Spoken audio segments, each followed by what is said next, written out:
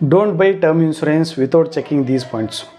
ಇವು 9 ಅಂಶಗಳು ನೀವು ಪರಿಶೀಲಿಸದೆ ನೀವು ಟರ್ಮ್ ಇನ್ಶೂರೆನ್ಸನ್ನು ಬೈ ಮಾಡಬಾರ್ದು. ಫಸ್ಟ್ ಮೊದಲನೇದು ಬಂದುಬಿಟ್ಟು ಕ್ಲೇಮ್ ಸೆಟಲ್ಮೆಂಟ್ ರೇಷಿಯೋ.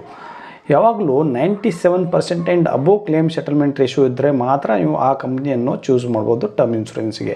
ಎರಡನೇದು ಬಂದುಬಿಟ್ಟು ಅಮೌಂಟ್ ಸೆಟಲ್ಮೆಂಟ್ ರೇಷಿಯೋ, ಅಂದರೆ 1 ಕೋಟಿ ಸಮ್ ಅಶ್ಯೂರ್ಡ್ ಇದ್ದರೆ ಅದರಲ್ಲಿ 90 ಲ್ಯಾಕ್ಸ್ ಇಲ್ಲದ್ರೆ 95 ಲ್ಯಾಕ್ಸು ಕ್ಲೇಮ್ ಆಗಿರುತ್ತೆ.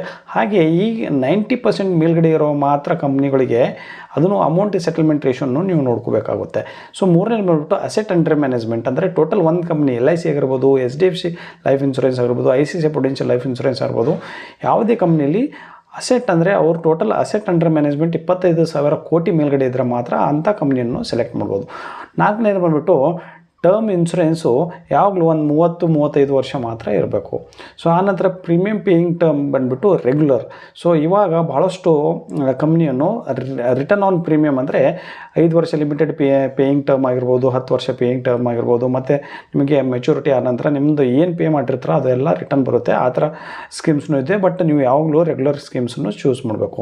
ಸೊ ನೆಕ್ಸ್ಟ್ ಬಂದುಬಿಟ್ಟು cover till the age of 65 to 70 years maximum, don't go beyond that. So ಆಮೇಲೆ ನೆಟ್ವರ್ಕ್ ಹಾಸ್ಪಿಟಲ್ಸ್ ಬಂದು ನಿಯರೆಸ್ಟ್ ಹಾಸ್ಪಿಟಲ್ಸ್ ಟೈಅಪ್ ಇರಬೇಕು.